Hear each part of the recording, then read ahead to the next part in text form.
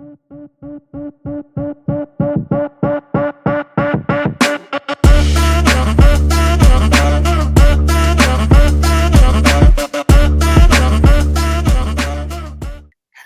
everyone, and welcome to another episode of Yearbook News. I'm here again with Sarah, and Lucy's back returning to join us today.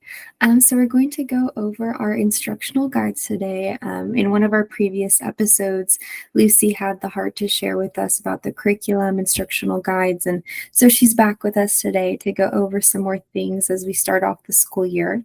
But we have been away for a little bit for summer break, and so I just wanted to kind of bring Sarah in to go over some of the unique and fun initiatives that we've been doing over the summer break for all of our advisors and students. Well, even though now officially it is officially summer break for students and a lot of teachers, most of the teachers may not be for school admin. The yearbook, we have been very busy in just really preparing for a strong, exciting new school year to benefit the yearbook advisors, to make sure they will be prepared and we have all the resources that they need to have a strong start of a yearbook advising. So during the past few weeks at United Yearbook, my job is to look at various things that we can update so that we'll bring clarity to the teacher and advisors in our community, not only in the US, but also all over the world. So we have been updating our website, including lately on the curriculum page. So we want to make sure that our frequently asked questions are updated to make sure that it has the most frequently asked question that teacher have about our curriculum, which include instructional guide, the module that are represented by presentations. So, and also in the month of July, we will be doing several podcasts just on curriculum and giving our community, yearbook community more clarity about how to use the materials. So on top of our website, also we have a link to our yearbook news where we're at right now, so that advisor can get notification, when we have a new episode posted. So, and also the module for booklet number 3 to 6 have also been posted. So teacher advisor now can go to our curriculum webpage, can see what would be included, including the title, the description of the presentation that Lucy will be working on this month, and then we'll be make it available for purchase and also free use for our existing and new account who sign with us. So that's the update, for what I've done during the summer so far. That's wonderful. Thank you so much for the update, Sarah. I know it's going to be something that is so helpful for advisors and for staff members. Ultimately, what we want to do is just make their lives easier and bring about new initiatives that are going to excite them and help them out. I think that we can start talking about the instructional guides. I'm so excited for this, Lucy. As we all know, and maybe I can give a little bit of a refresher, but Lucy was formerly a yearbook advisor. Lucy, would you be able to just kind of give a little recap of your time as a yearbook advisor and how many years you were a yearbook advisor? Sure. I was a teacher for 38 years, and the last 4 to 6 years, I helped with the yearbook. And the last 4 years, I was the advisor for the yearbook. The idea at our school had been that adults were doing the yearbook for the students, which I didn't think was a really good idea. And the last teacher to take that under her wing to offer that service for our students gave a gallant effort, and such a wonderful woman, but it proved to be really too much for one person. And certainly, as hard as she tried, perhaps did not give the best perspective of the yearbook And so there was a disconnect between the yearbook and the students. So what I did was draft for the state of California, there's a process in a high school called A through G. And to get approval for classes, you need to get this certification. And I wrote a student publication class that could go through the fine arts, enduring understandings and standards and benchmarks, so that it would qualify for a class to be taught at our school, and students would then have the opportunity to take control of the yearbook and be able to tell the yearbook story their own way, which was an exciting venture by all accounts. The 4 years that the students and I did the work, because I had a long history of teaching, I kind of had an idea of how to prepare kids, prep kids, divide the big concepts of what it was that we were going to do together as a team, and help to get them on board. The whole notion of ownership, all of that was an incredibly critical kind of experience. The most important beginning, and that's what we're going to be talking about today in detail, was the intensive workshop that I managed to provide my students. I gained the approval of the administration. I got a half day. Once it was a breakfast, and the rest of the times it was a lunch and afternoon setting.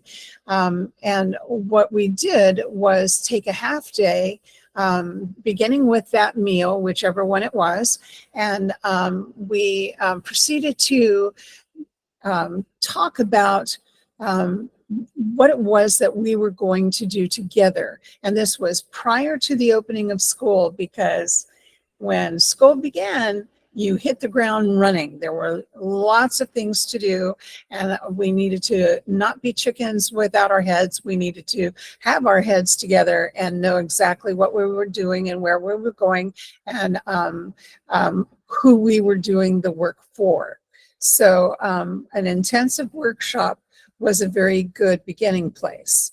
And one of the very first instructional guides that we have to offer is the intensive workshop or orientation for prior to school. So, and it takes you through the entire thing, and we'll get to that and look at it in a little bit, but we're going to kind of go back and forth with questions. So Jessica, do you have some directions that you want to go? Yeah, so I know that maybe some people that are watching might think of summer break as something that can be a little bit more relaxing, but obviously this is a good time for you to start preparing. And so I wanted to kind of go over that kind of summer intensive workshop experience that you have, and kind of think of what are some of those important elements that you would say that advisors would need to include. And of course, you can draw from our instructional guide to kind of advise you in that part. Well, I use the word intensive to indicate the fact that we've got a lot of work to get done in order to be ready for those first couple of weeks of school, but definitely for the first week of school. But that doesn't eliminate the idea of freshness, fun, enjoying each other's company, and building community. So the idea is that the yearbook is going to be a labor of love eventually. I mean, it will be kind of confusing at first for everybody as they, find their footing and get to know each other and what have you. But over the course of the year, they're not only going to love the work and love the product that they bring to the community, but they're going to love each other. And they're going to have each other's backs, and they'll understand the importance of that. So beginning from the very first day, enjoying each other, finding out some fun things about each other. And teachers are really good at icebreakers, and teachers are really good at building community. The only caveat that I would suggest is that you bring the community building exercises around to the notion of what a yearbook is, so that it's always pointing toward that goal, the yearbook, the yearbook, the yearbook. And so having a little library of the past yearbooks is a really important idea, so that kids, some of the activities that you might do would involve scanning them and maybe analyzing them really quickly in game-like fashion. And I enjoy games, and I used to have a whole bunch of little odd things, going to little dollar stores or Dollar Tree or whatever, and getting some really wicked things, or some silly things like bubbles and Nerf guns and things like that, just to help. Hula hoops, whatever it was that might make kids laugh and have a little bit of fun. And so gamifying is a really important strategy, I think, that helps to keep things a little bit loose, even though you have a lot of work to get done. And teachers are very good at being able to discern how to bring the crowd back and say, okay, now how does this relate to what it is that we need to get done? And so some of the questions that I would ask my staff is, okay, so what is a yearbook? And we would talk about that and genuinely delve into, by looking at our examples, delve into what the yearbook provides and who it provides those functions for. And basically that remained a history of the school. It remained a reference book. It remained a public relations opportunity for the administration in the district. It remained a memory book. It remained there was another one, I can't think of it off the top of my head, but it has certain functions, okay? And so the quality of the book and the audience that it serves has to be at a certain level, and that will be on the shoulders of the kids who are responsible for developing the book. And so we would have honest conversations about what the book is, and then honest conversations about who the book is for. And because we have a multitude of audiences, we had to put them into a hierarchy. And I have to be honest with you, by and large, it was usually seniors that the book was for. Everybody was in agreement that seniors were the main audience. And everybody else had their place, and they were important, but the book was usually to be told for seniors. And it was an interesting kind of strategy to work that particular piece into the book, into the day. It helped to motivate and to provide direction.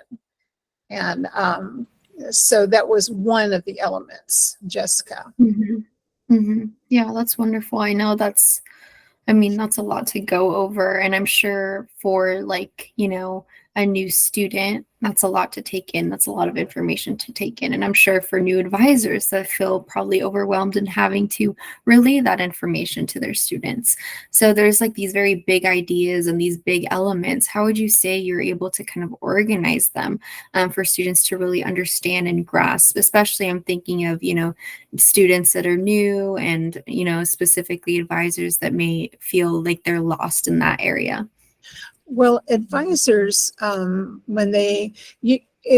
advisors and kids, as you go through yearbooks, and if you have a particular question in front of you, what is a yearbook, for an example, and a couple of subsidiary questions underneath that,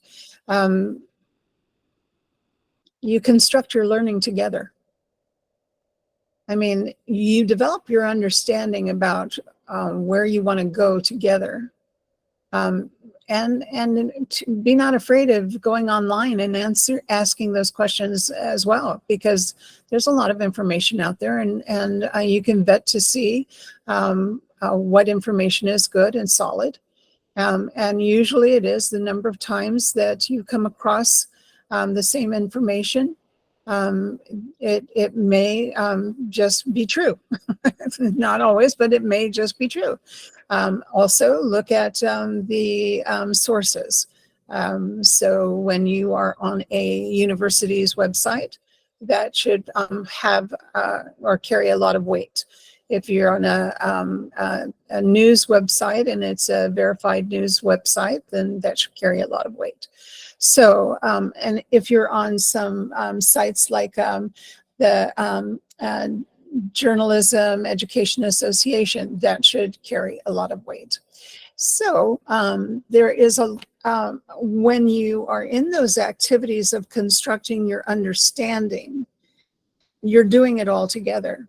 I have loved to be part of those construction kinds of exercises, so that my own knowledge has been engaged as well and has been expanded as well. So the teacher should not be afraid to learn alongside her students. And I encourage that, because how in the world can you possibly know everything? I love that. I love that it shows the partnership that there is there, and how, you explained at the beginning, like it is the students, this yearbook is for students. And so being able to have that partnership and giving the students the ability to kind of also be mentors. Obviously they're going to be mentored, but to be a mentor as well to the teacher, the advisor is a powerful tool, Yeah. I loved when my kids would come to me and say, "What do you think about this idea?" And they, spill it. And I absolutely, not all of them, but absolutely. It's wonderful when brains collide. It's wonderful when you can build upon ideas. It's wonderful to have a fresh perspective. It's wonderful to see that ownership. And why not? I mean, and the one gift a teacher can learn how to give is to say yes. I think I like the ideas that you encourage the students to voice and share the ideas. After all, it is the publication, the end audience who will be keeping the yearbook for many years, and their students. So I think it's a great ideas for teachers to say yes or no, but really encourage the student to share the ideas and the thoughts.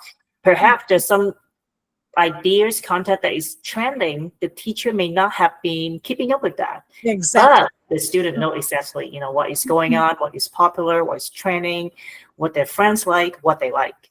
Yeah. That's such a good point, Sarah. And that kind of makes me think about how these are very broad and like the good conversations to have, right? These are really good conversations to have. These are really good lessons to learn. How do you kind of transition and translate that into the work that they're going to be doing? So, who's going to be taking pictures, what during that first week of school, all of the work that needs to be done, how can you kind of transition into giving that work to those staff members? Well, we kind of codify that conversation into a meaningful phrase, because we're only a small group. We're not usually the entire staff. We're not going to create our mission statement necessarily. We're not going to create the vision statement necessarily. I mean, we might want to, and then have the staff review it and edit it further. But what we definitely need is a statement of commitment for the first 2 weeks, so that we commit ourselves to the work. We know what kind of work needs to be done. So the kind of work that needs to be done is we need to look at the calendar, and we need to look at the events that are taking place in the first week and in the second week. And that is how the school opens, the book checkout, the photographs that for the ID cards, the senior special things like senior sunrise, and the if there's a mentoring program from upper classmen to lower classmen, or transfer students, you need to be able to be on top of that mentor program. If there's a rally going on, if there's a house or student government activities, you need to be able to be on top of that. If there's a game, you need to be on top of that. If there's any other kinds of sporting events happening, you need to be on top of that. So you have to combine the calendars. And the kids will probably not have their planners, but you might be able to get a planner in advance. So that the planner is the school planner for the kids. And then what I would do with the kids, we'd get our big whiteboard, and everybody would have a task. I usually had 1, 2, 3, 4, 5, 6, 7. I would have 7 whiteboards, so that we would have everything, Monday, Tuesday, Wednesday, Thursday, Friday, so that we could go through and make sure that everything by hour was taken care of, and list it out. And then we take a step back and look at it and say, okay, these events need to be covered. We're not even talking yet about how to cover them.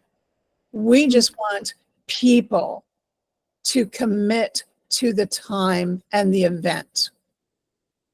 And I do a welcome talk while they have their meal, which is the way we begin the workshop. And that's the context talk, what we're going to do. And one of the things I let them know is that we're going to practice using cameras. So that, and they're going to be assigned cameras if they don't already have their own. And they're going to have that opportunity during this workshop. So they already know that cameras are coming their way. So they're more inclined to go ahead and sign up. So it's a self-selection. I don't tell them what to do. They self-select. We look at how many events need to be covered. We count how many people are in the room, and it's a simple math. And that's how many people, that's how many events everybody has to sign up for. And they do. Mm-hmm.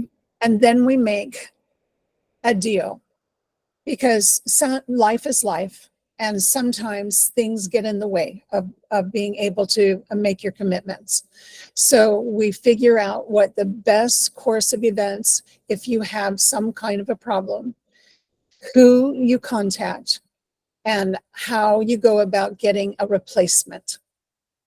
So we figure out who is able to be a sub, even with all of their commitments already on the board. We figure who would want to walk an extra mile, and give time to become a sub. And so we have a sub pool. And then we have group text. And so we make sure that everybody is on board together, and we've got that covered. Okay. So then we take care of the camera.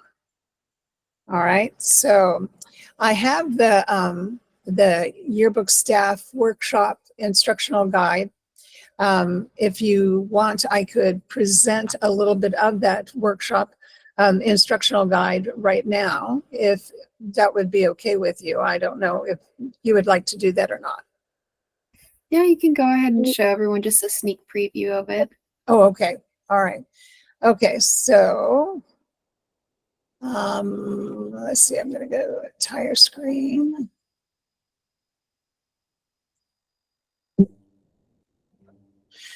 So in this orientation workshop, there are plenty of ways in which you can work with your kids. There are links to worksheets that are purposeful, especially with regards to the camera, how to hold a camera, the whole idea behind that, how to charge a camera.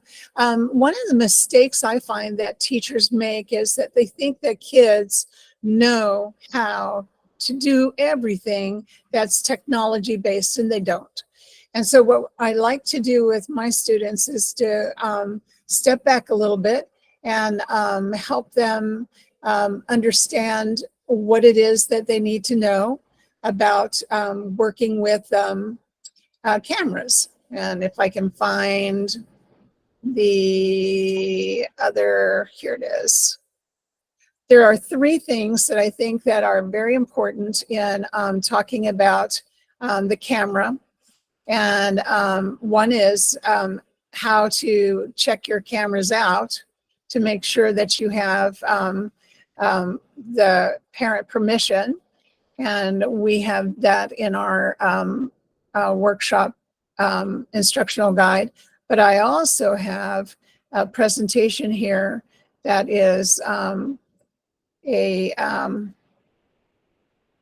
abbreviated version of a longer one in another instructional guide further along when you're teaching the entire class. But some big ideas to keep in mind, because they're going to have a whole lot of different kinds of lighting situations during that first couple of weeks. So I'd like for people to be able to talk about that. I'd like for them to play around with angles a little bit so that they have a little bit of fun, as well as the straight eye level, the most common point of view. And then I'd like for them to practice with filling the frames so that they don't have all of this empty space all of the time when they are working with their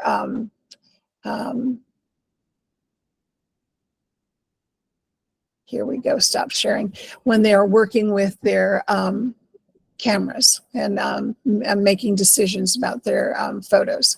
So that is a complete, from start to finish, instructional guide that will take you through an entire half day of intensive workshop training for your students for the first 2 weeks of school. Another system that would be very important once those photographs are taken is how to store them, how to collect them, how to store them, so that you can retrieve them. That is also discussed there.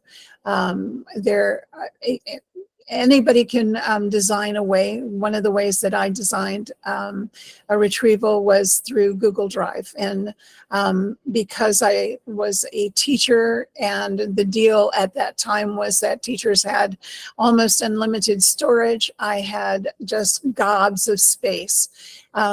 Now, some other teachers do it in a different way and have a server that they have access to. That's not necessarily convenient, because all of the transferring of data has to occur at site rather than online. So decisions have to be made.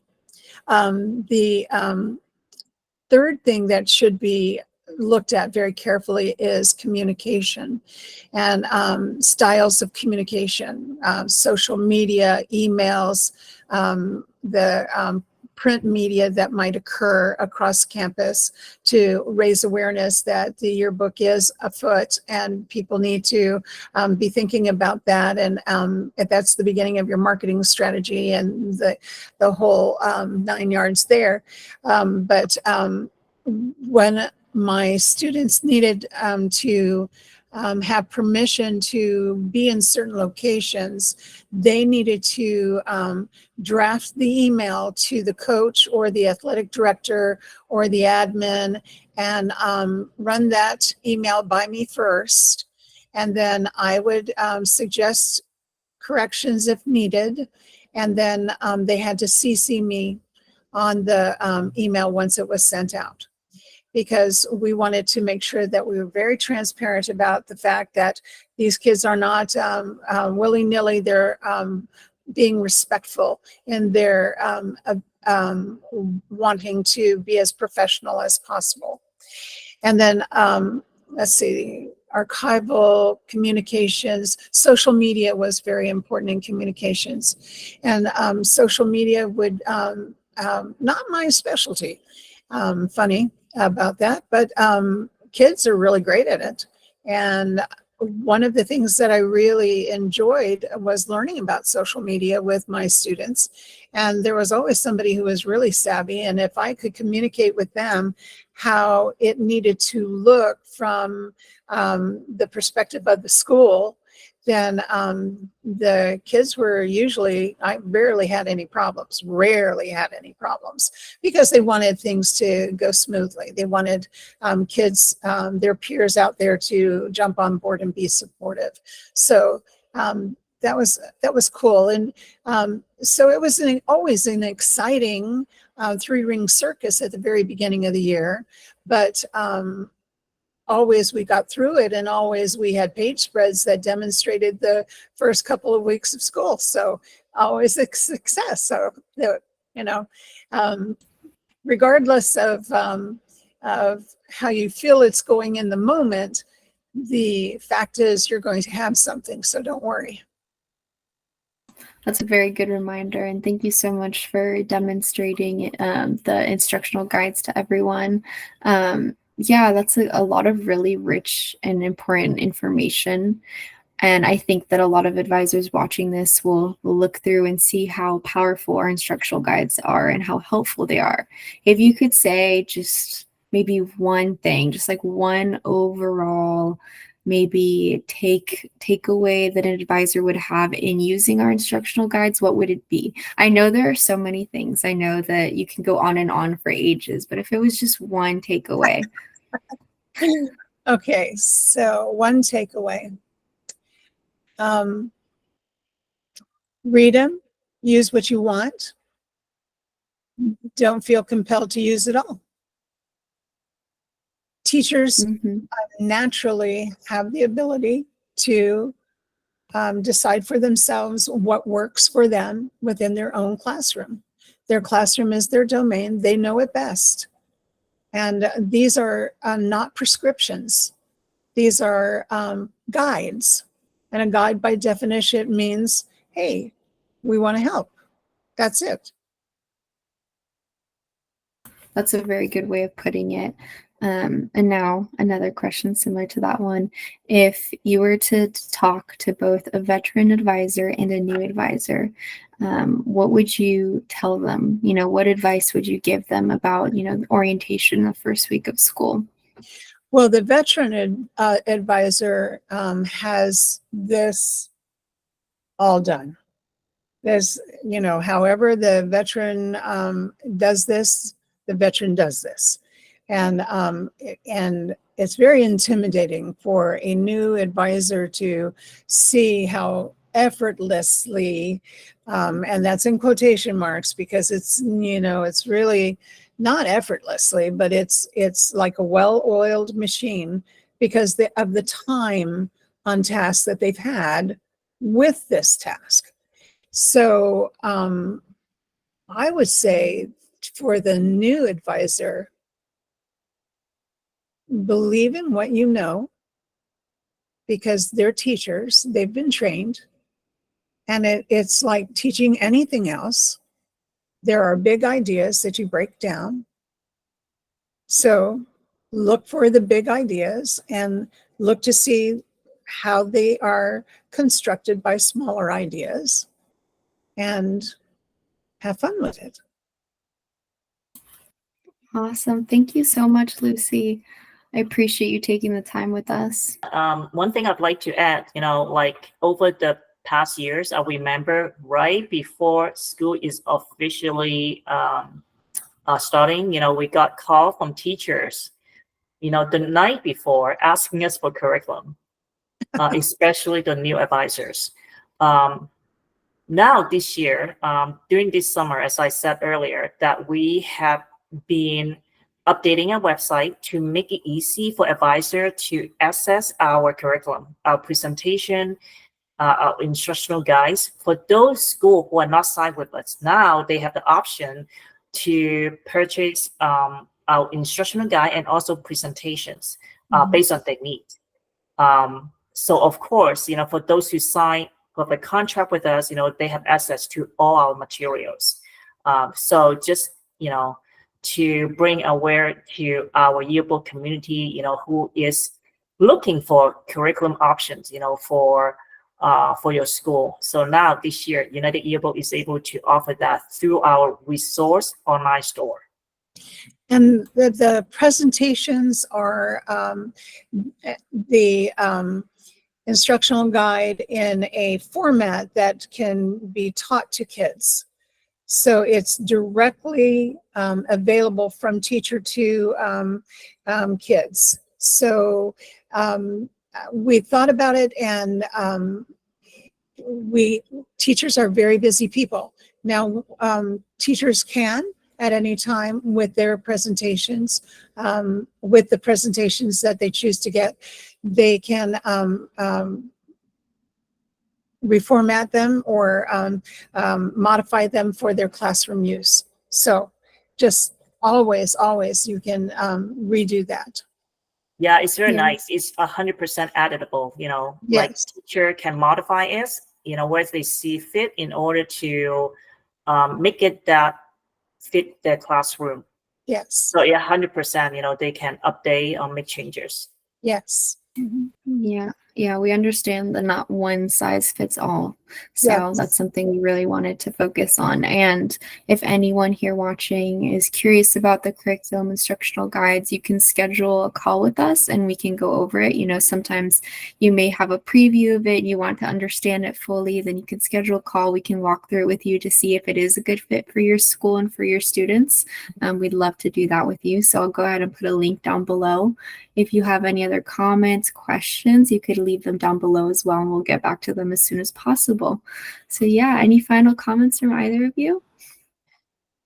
Sure, I do have one. Lucy, if you remember a couple of years ago, you walked a new advisor through the instructional guide and presentation, and the relief that she experienced, after going through that workshop with you. And we actually have that live video, on our curriculum page. So for new advisor, make sure you visit that page, curriculumunitedyearbook.net /curriculums to see the live section, how we let the new advisors through the presentation and also the instructional guides, walk her through, how to pick and choose, the topic and the content that fit her classroom.